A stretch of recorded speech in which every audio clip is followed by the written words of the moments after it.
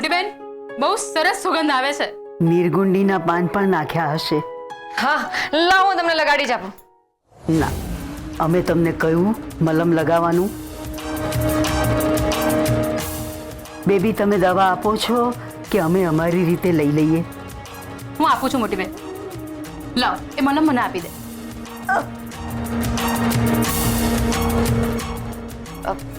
સાચવજો. જય સોમનાથ. જય સોમનાથ. તું ચિંતા નહીં કરતી, જા.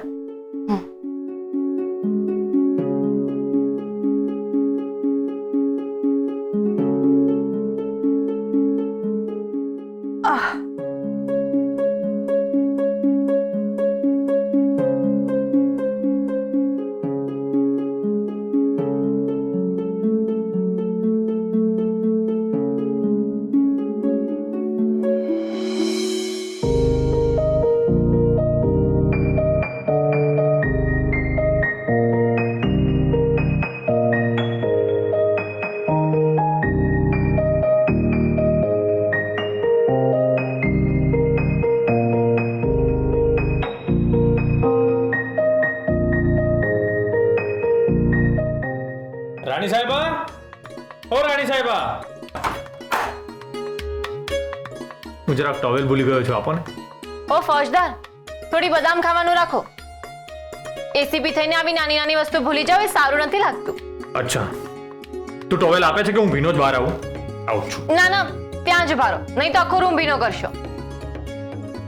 અને એમ પણ આપકા હુકુમ સર આંખો પર. આખરે છું તો તમારી અર્ધાંગીની જ. એટલે જ તો હકથી ટોવેલ આપવાનું કહ્યું. લાવું છું.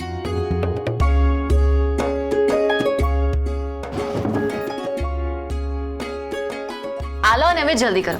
તમારો યુનિફોર્મ સરસ ઇસ્ત્રી કરીને તૈયાર રાખ્યો છે.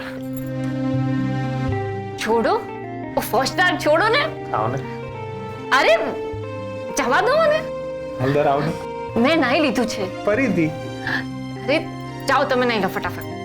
અંદર આવો ને. મારી સાડી ભીની થશે. અરે કઈ નહીં થાય, આવો ને. અરે કોઈ આવી જશે. કોઈ નહીં આવે. છોડો, જાઓ. જો કોઈ આવ્યું. છોડો. અરે જવા દો મને. કેસર, ઓ કેસર, બેબી માસી આવ્યા છે. છોડો મને, જલ્દી જવા દો. કેસર, કેસર. છોડો, જાઓ ને અહીંયાથી. હા બેબી માસી. અરે શું કરે છે? આવી આવી. શું કરી રહી હતી ક્યારની? ખાઈ નહીં. હર્ષ નાવા ગયો છે? હા. બંને રોમેન્સ કરી રહ્યા હતા ને? રોમેન્સ પછી હા મોટી બેન બોલાવે છે. ચાલો. હા ચાલો. સાસુમાએ મને કેમ બોલાવી હશે? ફરી મારી કઈ ભૂલ થઈ ગઈ કે શું?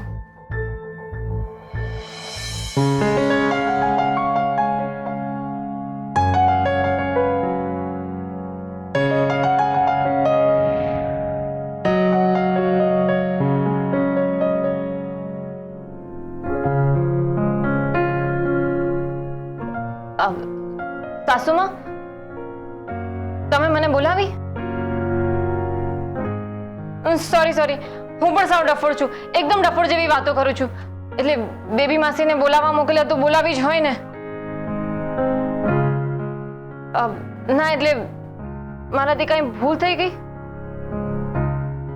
ના એટલે આમ તો હું ભૂલો કરતી જ રહું છું. મારાથી કંઈક ને કંઈક ગડબડ થઈ જ જાય છે. પણ હું ટ્રાય કરું છું કે હું ભૂલો ના કરું. એક તો તમને ઠીક નથી અને મેં તમને હેરાન કર્યા. જેવું કઈ હોય તો સોરી, સાચી જ સોરી, મનથી સોરી, બહુ બધું સોરી. કોઈ કારણ વગર સોરી કહે તો મૂર્ખ કહેવાય છે, બરોબર ને બેબી? હા એકદમ બરાબર. તમે મૂર્ખ છો? તમે તમારા પિયરે ફોન કરો છો ને? તમારા મમ્મી સાથે વાત કરતા હશો. માં દીકરી વચ્ચે વાતચીત તો થતી જ હશે ને? તો આજે તમે તમારા મમ્મીને ફોન ઉપર વાત કરી અને અમારા તરફથી થેન્ક યુ કહેજો. ભૂલ મારી અને મમ્મીને થેન્ક યુ શું કામ કહેતા હશે? Thank you? હા, એમના હાથે બનાવેલો મલમ ખરેખર ગુણકારી હતો. સાચે તમે મલમ લગાડ્યો? હા, એમને મલમ મેં લગાવી આપ્યો હતો. આખી રાત દુખાવાથી એ કણસતા હતા. ડોક્ટરે આપેલી દવાઓની પણ કંઈ અસર નથી થતી. બહુ ત્રાસ થયો હતો અને એમની હાલત જોઈને મને તો રડવું આવી ગયું હતું. છેલ્લે મેં એમને કહ્યું કે કેસરે આપેલો મલમ ટ્રાય કરીએ. એમણે હા પાડી એટલે મેં તરત જ લગાવી દીધો. સવાર પડતા તો બધો દુખાવો ગાયબ. જો કેવા ફ્રેશ થઈને નાસ્તો કરવા બેઠા છે. બેબી, પત્યું તમારું. હવે અમે કંઈક કહીએ? હા હા, એકદમ ચૂપ. કેસર, ગઈકાલે રાત્રે તમે આપેલો મલમ અમે લગાડ્યો. અમને સારું લાગ્યું. જો કે ડોક્ટરે આપેલી દવાથી સારું થયું કે તમારા મલમથી એ અમે કહી નથી શકતા, પણ આજે અમને સારું લાગે છે.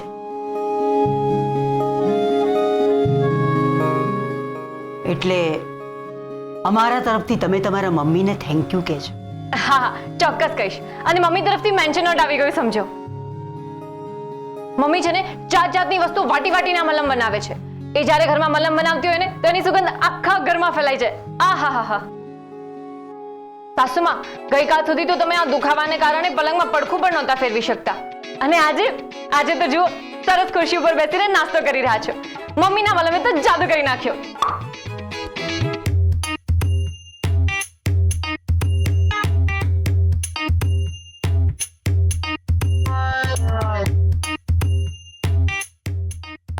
ડફોડ, એક નંબરની ડફોડ છું.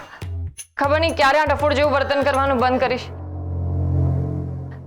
સોરી, પણ જ્યારે હું આમ બહુ ખુશ હોઉં ને તો ટોક અવાજ નીકળી જાય છે.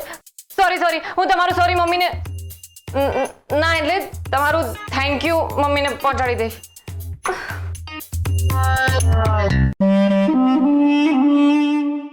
બા, જો કે આ જે થયું એ સારું થયું. જેના લીધે એક્સિડન્ટ થયો એના મલમથી જ તમને રાહત મળી. આ શું બોલી રહ્યા છો વેદિકા બહુ? જ્યારે પણ મોઢું ખોલો ત્યારે નગુણું બોલવું એવું નક્કી જ કરી લીધું છે. અને મોટી બેનનો એક્સિડન્ટ થયો એમાં કેસરનો શું વાંક? હા, શું વાંક? શું વાંક છે એની તો અમને ખબર નથી, પણ એક્સિડન્ટ થયો એનો સંબંધ અમારી દેરાણી સાથે ડાયરેક્ટ છે એની અમને ખબર છે.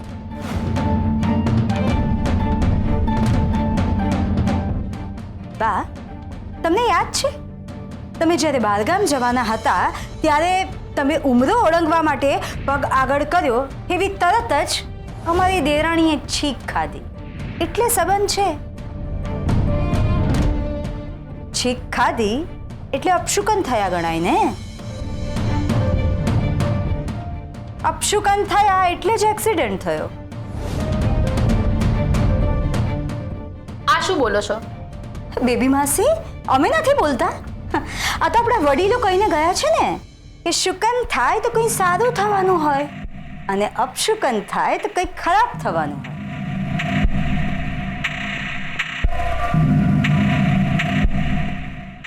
આપણા વડીલોએ કહ્યું છે એ વાત કંઈક ખોટી તો નહીં હોય ને?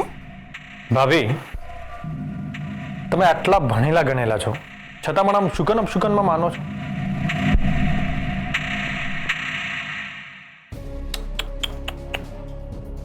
Very bad. અમારાથી ડબલ ગ્રેજ્યુએટ લોકો હોય ને તો પણ એ આ વાત માને છે હર્ષવર્ધનભાઈ. ભાભી, જો છીંક ખાવાથી એક્સિડન્ટ થતા હોત ને તો દરેક સેકન્ડે હજારો એક્સિડન્ટ થતા હોત. એટલે આ બધી વાત ખોટી છે. ઓ, એમ વાત છે.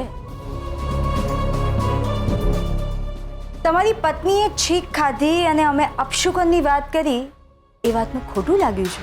ના ભાભી, જરાય નહીં. યાદ છે જ્યારે મારા લગ્ન નક્કી થયા હતા ત્યારે આપણે શિવગઢ જઈ રહ્યા હતા અને ત્યારે અગાસી પરથી એક માળો નીચે પડી ગયો હતો. ત્યારે તમે આવી જ રીતે શુકન અપશુકનનો સીન ક્રિએટ કર્યો હતો ને. ત્યારે મેં તમને કહ્યું હતું કે ભાભી, માળો ભલે નીચે પડ્યો છે પણ ઈંડા સુરક્ષિત છે. અને એ જ બતાવે છે કે આપણા ઘરમાં આવનારી વહુના પગલાં શુભ છે.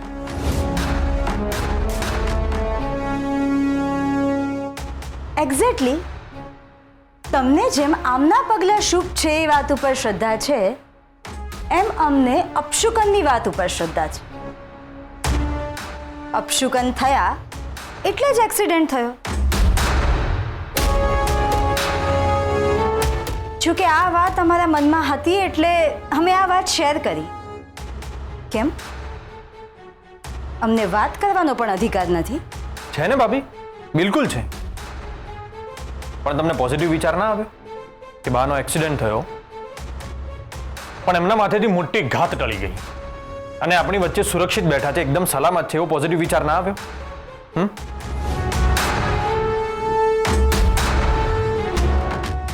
કેસરના શુભ પગલા આપણા ઘરમાં પડ્યા ને એટલે જ બા સુરક્ષિત હોઈ શકે છે. એ પણ એક પોસિબિલિટી છે ને. હર્ષવર્ધનભાઈ, તમે તમારી પત્નીને બહુ પ્રેમ કરો છો ને? એમ ના કરવો જોઈએ? પત્નીને પ્રેમ કરવો એ ખોટું છે? હર્ષવર્ધનભાઈ, અહીંયા તમારી લવ સ્ટોરીની વાત નથી થતી. અહીંયા આમના લીધે જે અપશુકન થયા છે ને એની વાત થાય છે. અમને જે લાગ્યું એ અમે કહ્યું.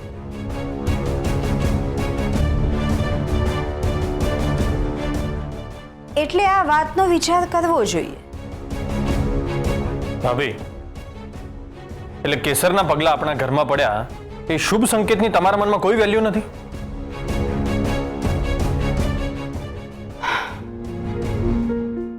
એક મિનિટ. શ્રદ્ધા હોય એ સારી વાત છે, પણ અંધશ્રદ્ધા હોવી એવું અમને નથી લાગતું. વેદિકાબુ, તમે જે અપશુકનની વાત કરી રહ્યા એવું અમારે મન કંઈ જ નથી. અમે પહેલા પણ કહ્યું છે કે થવા કાળે જે થવાનું છે એ થઈને જ રહેશે. અમારો એક્સિડન્ટ થયો એ કદાચ અમારી નિયતિમાં લખાયો છે, એટલે એમાં અપશુકન જેવું અમને કાંઈ જ નથી લાગતું. અને કોઈના પગલાં શુભ છે અને અમે એક્સિડન્ટમાંથી સુરક્ષિત બચી ગયા એવું પણ અમને નથી લાગી રહ્યું. અમારી સાથે જે કંઈ પણ થયું, શુભ કે અશુભ, એ અમારા કર્મોના લીધે થયું છે. વેદિકાઓ, આ વાત ધ્યાનમાં રાખવી જરૂરી છે.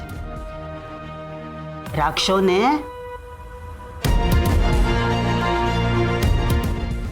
છે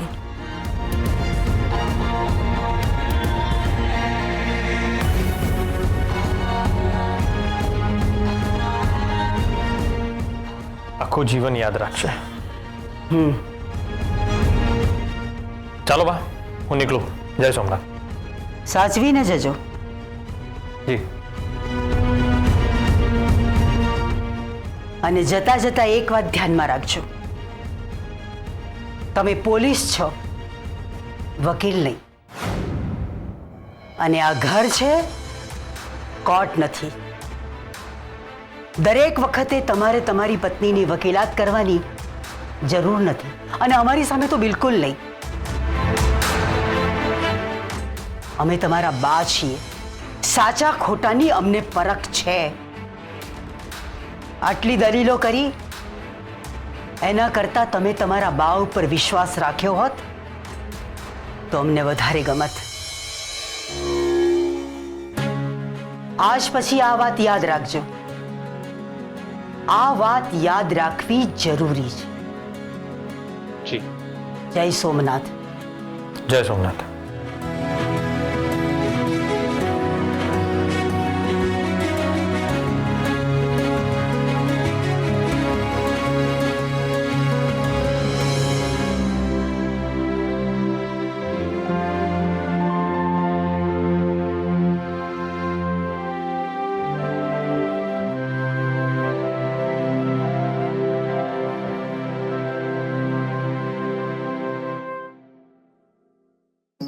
કેસર, તું નકામું ટેન્શન લે છે.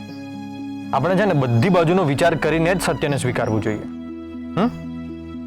અને આવી અંધશ્રદ્ધાઓનો તો વિરોધ જ કરવો જોઈએ. બરાબર ને? ચાલો નીકળો, બહુ મોડું થઈ ગયું છે.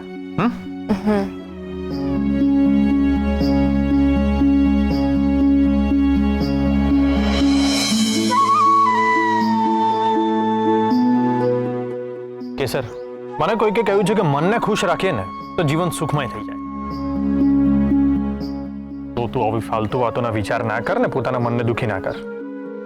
મનને ખુશ રાખ અને પોતાનું ગમતું કંઈક કર. ઓકે?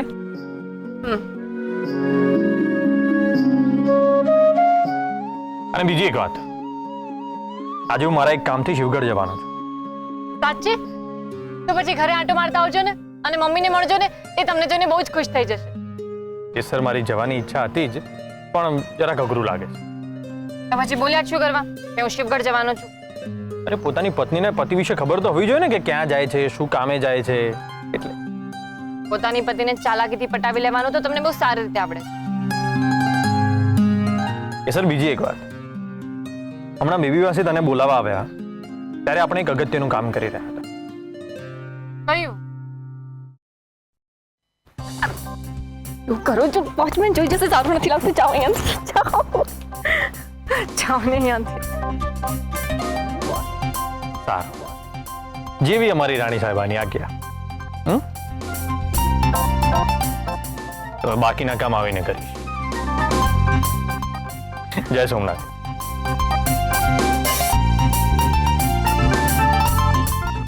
સાચવીને જજો. જય સોમનાથ.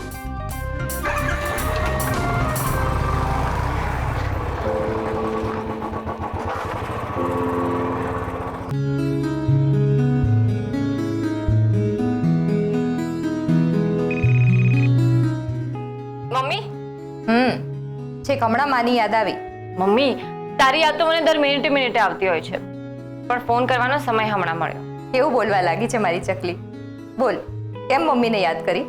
અરે મમ્મી, તારા આપેલા મલમે તો એકદમ કમાલ કરી નાખ્યો. એટલે એમ કે સાસુ માને છે ને કમરમાં બહુ જ દુખાવો ઉપડ્યો હતો. એટલું બધું દુખતું હતું કે હલી પણ નહોતા શકતા, ચાલી પણ નહોતા શકતા. એમને દુખાવાને લીધે ઊંઘ પણ નહોતી આવતી. તો મેં તારો આપેલો મલમ છે ને એમને લગાડવા માટે આપ્યો. પછી સવાર સુધીમાં તો એકદમ ટનાટન થઈ ગયા એ. કેવો નિર્વાળા, ક્યારેક ક્યારેક તો એકદમ જાદુની લાકડી ફેરવી નાખે છે ને. પણ કેસર, અમરબાને અચાનક શું થયું? બધું ઠીક છે ને? કંઈ ટેન્શન જેવું નથી ને? ના ના મમ્મી, એ તો સાસુમાં બહાર ગામ ગયા હતા ને, તો પાછી આવતી વખતે એમને એક નાનકડો એક્સિડન્ટ થઈ ગયો. તો એમને કમરમાં મૂઢમાર વાગ્યો હતો. પણ હવે બધું એકદમ ઠીક છે, તું ટેન્શન ના લઈશ. અને હા, તારા મલમ માટે એમણે સ્પેશિયલ થેન્ક યુ કહ્યું છે. એમને સારું થઈ ગયું એ જ પૂરતું છે. સોમનાથ દાદાની કૃપા. હા કેસર, એ લોકો કેટલા ઊંચા ઘરના છે, પણ એમનું મન ખરેખર મોટું છે. મેં તો ખાલી ઝાડના પાંદડા વાટી ને મલમ બનાવ્યો હતો, પણ એમણે એનાય વખાણ કર્યા. મારી ચકલીને સોમનાથ દાદાની કૃપાથી સોના જેવું સાસરું મળ્યું છે. બેટા, સાસરે સૌને મદદ કરતી રહેજે ને સૌના મન જીતતી રહેજે. આપણી પાસે જે સારું સારું હોય ને એ બધાની સાથે વહેંચતા રહેવાનું, ને જેની ઉણપ હોય ને એ વધારતા જવાનું. ને સાંભળ, સાસરિયાના મન જીતવાનો રસ્તો પેટ થકી જતો હોય છે. રસોઈ કરે છે ને? હા, ક્યારેક ક્યારેક. પણ તું એ બધું જવા દે. માનસી દીદી કેમ છે? એકદમ મજામાં છે. હજી 3-4 દિવસ પહેલા જ એનો ફોન હતો. એ કોઈક પાર્ટીમાં હતી જમવા માટે, એટલે બહુ વાત ના થઈ, પણ મજામાં છે. મમ્મી, તું મને માનસી દીદીનો નંબર આપ ને. ક્યારેક ક્યારેક મને એની બહુ યાદ આવે છે અને જોવાનું બહુ મન થાય છે. તું મને નંબર આપીશ ને તો હું ડાયરેક્ટ એને વિડીયો કોલ કરીશ. હું શું કહું છું, તું પણ એને વિડીયો કોલ કરતી હોય તો ખાલી આમ વાતો કરવા કરતા સામેવાળાને જોઈને વાત કરીને તો મને સારું લાગે. હું હવે ત્યાં આવીશ ને તો તને વિડીયો કોલ કરતા શીખવાડી દઈશ. સારું બેટા, પણ મારો ફોન તો સાવ સાદો છે, એટલે તું આવીને તારા ફોનમાં શીખવાડજે. હા, તો હવે જલ્દી આવ તારા મોબાઈલમાં શીખવવા કે વિડીયો કોલ કઈ રીતે થાય. સારું. હું માનસીનો નંબર મોકલું છું. સારું મમ્મી, હવે હું મૂકું. હો. હા બેટા, કાળજી રાખજે. તું પણ તારું ધ્યાન રાખજે. જય સોમનાથ. જય સોમનાથ.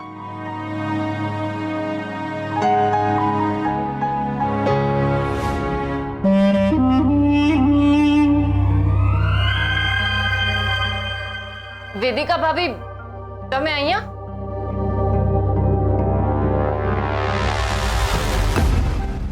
તમે ક્યારે આવ્યા? ખબર જ ના પડી.